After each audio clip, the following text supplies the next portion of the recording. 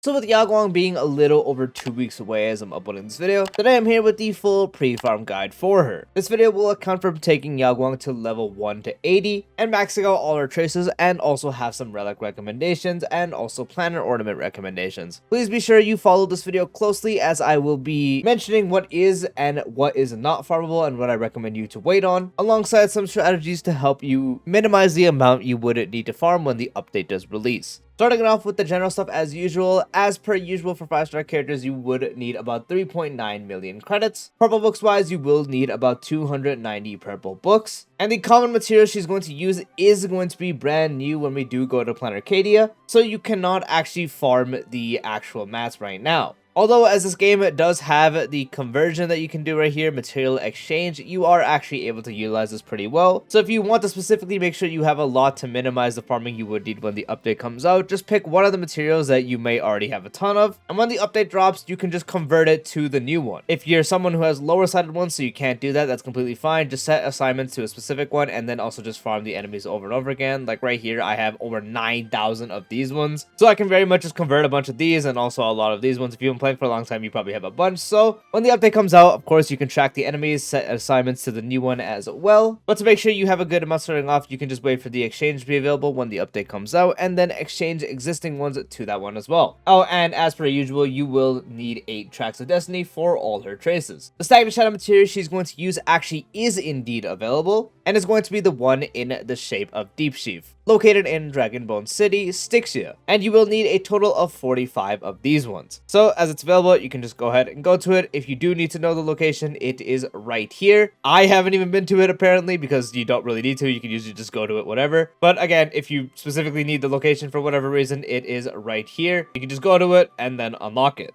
The trace material she's going to use is also going to be brand new, because she is bringing a new path into the game, being Elation, and is going to be the first Elation character. Because of that, you should not realistically farm anything specifically for her, but similarly to what I mentioned with the actual general material, what you could do, and this is only if you are more endgame and don't really have anything to spend your stamina on, you could pick one of really anything and just farm a bunch of it. Just use all your stamina until the update is here. Once it's here, you can also just do the material conversion and convert it to the brand new Elation material. It is highly inefficient to do this, and this is again only something you should do as a complete endgame player. You're comfortably clearing all modes, and you don't really have a reason to want better relics. Well, everyone has a reason to want better relics, but you're not necessarily in need of any, and you don't really have to farm traces for anyone else. In that case, you could just pick any one of these, use all your stamina until the update comes, and then once the update is available, once the material exchange is available, you can just convert to that. The Echo of War material is also available. It's going to be the one from the Iron Tomb boss fight, needing a total of 45 of these. As these have been out since 3.7, you probably have enough if you've just been doing story. If you don't have enough, it's very easy to do for the 3 runs per week. It gives you 3 per 1 at the highest Trailblaze level, so 3 plus 3 plus 3 is 9. And as you need a total of 12, you would just need 4 runs in total, so 1 just leading into next week. Very easy to get. Now for relic sets, this is very specific, just because there's only really one thing you can do until her set releases. So yes, there is a brand new set in the 4.0 update that is going to be Yao Guang's best in slot. So I don't recommend using stamina refreshes and a bunch to try to get a best in slot set. But in general, what you could actually do is just run 2-piece speed, 2-piece speed, so you can get 2-piece hacker space alongside 2-piece relieved ordeal, or 2-piece of either of those, and also do 2-piece warrior goddess, as they all have a 6% increase to speed. So that is really just going to help you hit higher speed thresholds, just because Yao Guang from her kit does want 170 speed or higher, and running 2-piece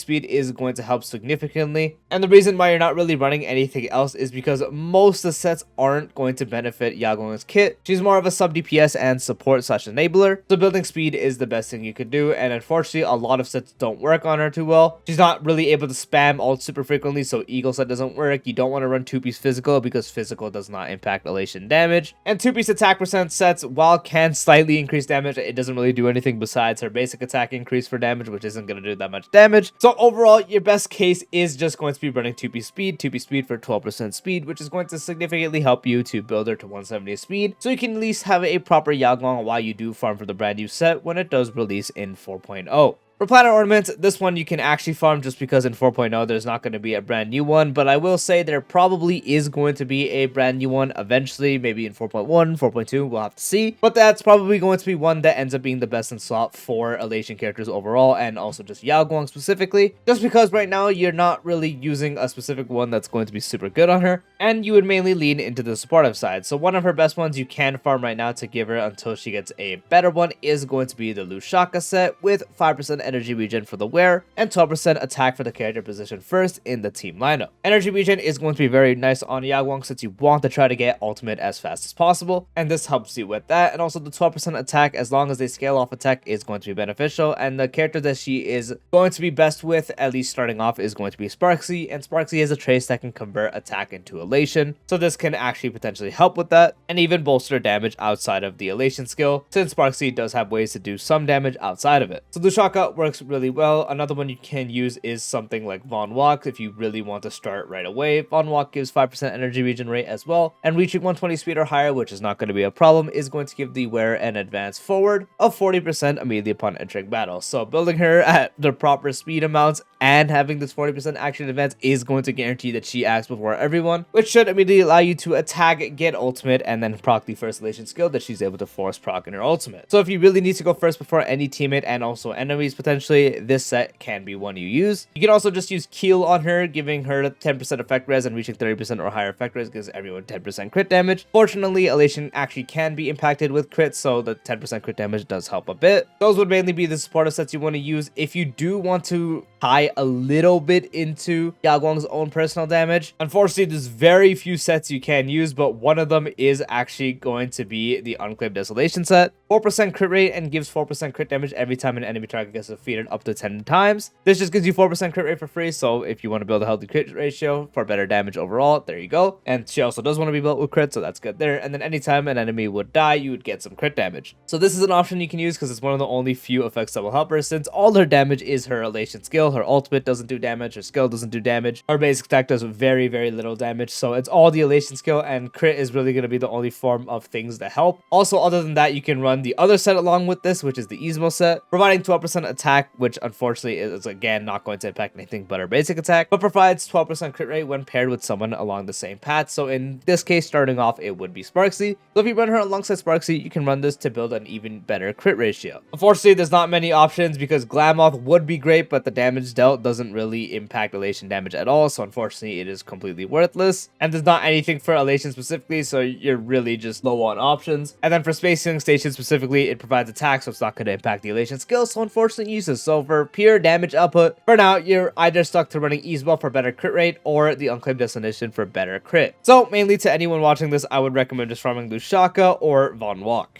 Anyway, that is the full Yao Guang guide, taking you over everything you do need to know. I do hope you found this video helpful. If you did, dropping a like would be greatly appreciated. If you're new to the channel or haven't done so already, be sure to subscribe and turn on the bell icon for future videos like this, along with all other types of Star Wars content. Check the description to join the Discord, and I'll see you later. Peace out.